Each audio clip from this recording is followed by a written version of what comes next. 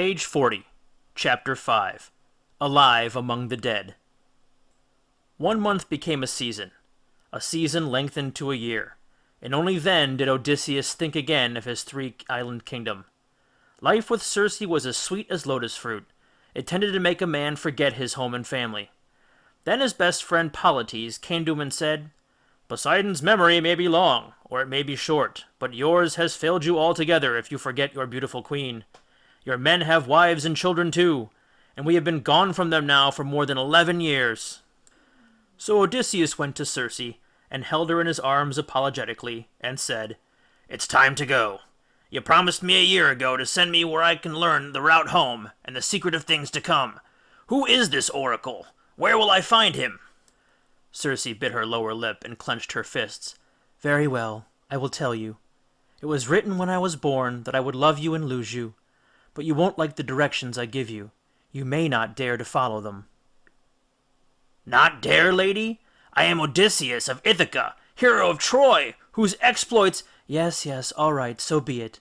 Your path lies through the shadows of the underworld. There among the spirits of the dead you will find the oracle Tiresias. He can tell you what is past, and what is to come, and what is true besides." "No!" cried Odysseus. He put his hands over his ears, and he screwed shut his eyes. "No! No! No! Unsay it, Circe. See how I tremble? See how the sweat breaks out on my face? Unsay it, Circe, or you'll make a coward of a man who has looked death in the eyes 50 times and never flinched. Go down to the underworld before my time? Rub cheeks with ghosts in the bottomless dark? Zeus! A man's heart would shake itself to pieces. No! Never! No!" Circe was silent, and her eyes delighted in the thought that Odysseus would stay with her now forever. He threw himself down on her white couch and howled like a wolf for an hour or more. Then he stood up, took 3 deep breaths, squared his shoulders, and set off for the beach where his men were sleeping by the ship. "Aboard, men! Aboard now, and I shall take the tiller. Circe the sorceress has told me our route home, and it's time to set sail."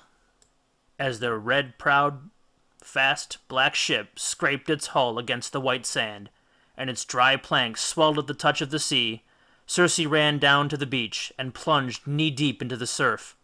"The gods keep you safe, Odysseus. Place your keel in the path of the sinking sun. Then River Ocean will draw you on without the need for oars. Bind the tiller and make sacrifice to Hades, god of the dead." Her voice roused Elpenor. A quick-footed but slow-witted fellow, Elpenor had gone to sleep on the flat roof of Circe's house, and he had missed the ship. The sun shone hot on him as he slept. A red haze stuffed up his eyes when he opened them. He reached for the ladder by which he had climbed up to the roof, but stepped off into thin air. With a startled cry, he fell head first, and in hitting the ground, snapped his neck. "Where's Elpenor?" asked Palmedes. "He's not here, Captain. Should we turn back for him?" But there was to be no turning back. The keel of the red-prowed ship had already been seized by the River Ocean, a current which lay beneath the orange path of the setting sun. Though the rowers shipped their oars, their ship picked up more and more speed. Water raced under the bow with a whispering hiss, and the men's delight at heading home changed to a nervous uneasiness. "Where are we going, Captain?" said Eurylochus. "Where has that witch directed us to go?" "To hell," said Odysseus. "To a place no living man has seen before. To the underworld. To the kingdom of Hades, god of the dead. To the spirit world. To hell." The shell of the night sky shrank suddenly to a size of a black cave, and all the stars went out. The current sucked the ship deep into the cave, and the men's sobbing echoed back off unseen walls. When they stretched out their hands, soft, slimy plants or creatures recoiled from their touch. Mouths sucked at their fingers. Every man crawled under his bench and cowered there, moaning and complaining that his life had been cut short. Then the keel jolted aground, and white hands curled over the prow and pulled the ship on to some shallow, unseen beach. Faces floated like jellyfish through the dark, cold air, and brushed against them as they set foot at last in the kingdom of the dead. "Elpenor! It was the first face they saw with any plainness, a shred of a face, with sad eyes and an O for a mouth. "How did you get here ahead of us?" But as his friend Palmedes rushed forward to embrace Elpenor, he clasped only a wedge of clammy air. "Elpenor, what's happened to you?" "My body lies unburied on the island of Circe," wailed Elpenor, though his voice was almost too small to hear. "If you had turned back, if only you had cared enough to turn back and look for me and give me a decent burial. But I came here nameless, and the spirits won't speak to me because I had no proper funeral. Oh, comrades, stay here with me. Don't leave, will you, or I shall be alone and unknown forever." "We shall go back and give your body decent burial," cried Odysseus, as the face was blown by subterranean draughts away along a corridor of darkness. They walked on, their sandals making no sound on the spongy slime underfoot. Each few moments one of them would give a startled cry as he recognized a relation or friend long since dead. Many heroes who had died in the Trojan War hailed them from out of the shadows. Worse was in store for Odysseus. He glimpsed his own mother like a streak of moonlight in a black garden of colorless flowers. So she would not be waiting to welcome him beneath the shady vines of Pelicata Palace. He had stayed away too long to meet her again in the land of the living. She greeted him mournfully. "My son, did you die in the wars, or were you drowned on the voyage home? Have you only just arrived? I hope your friends gave you decent burial." "But, mother, I'm not dead," protested Odysseus. "I'm here because my travels have brought me here. My time hasn't come yet to die, and live here with you." "What travels, son? You mean to say you haven't been home yet to Pelicata Palace? The dead warriors say that the war finished long ago. Why so slow? How will your poor Penelope fend off the suitors?" "Suitors? What suitors?" demanded Odysseus. "A rich and beautiful widow will attract many men to woo her, my dear son. Even when I died, a year ago, the shores of Ithaca were bright with colored boats. Soon Penelope will be forced to choose a new husband and a new king of Ithaca. She must surely have given you up for dead." "But she's not a widow. I'm not dead, I'm alive. This is terrible. Where's Tiresias? Where's the oracle? I must get home instantly." "You came here to see me, and yet you delay even now, making idle conversation with your friends and relations." The heavy darkness was prized back by a single beam of light, a golden staff clasped in the invisible fist of an elderly ghost.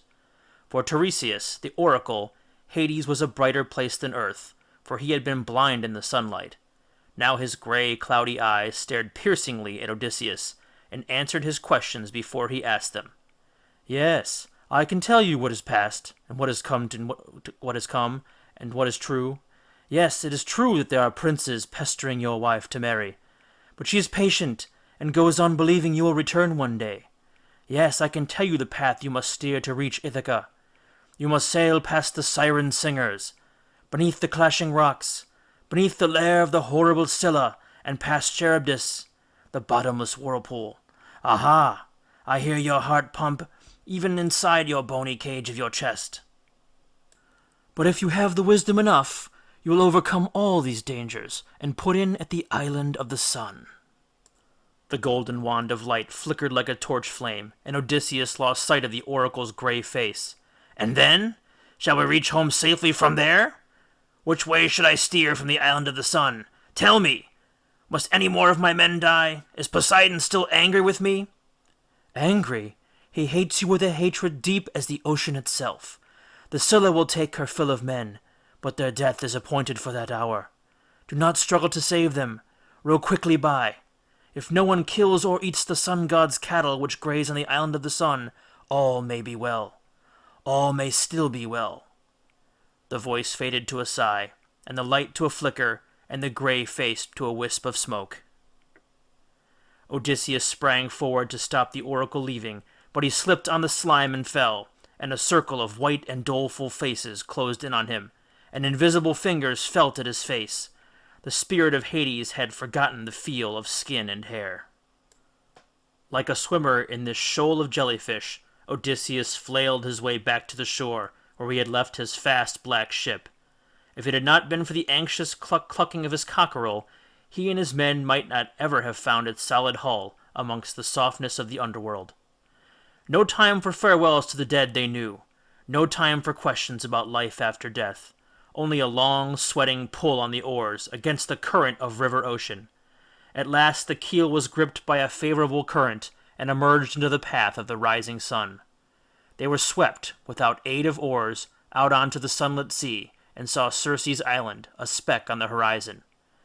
"Magic, merest magic," thought Odysseus to himself, snuffing up the perfumes of Circe's magic gardens, blown offshore by the sorceress's sighs.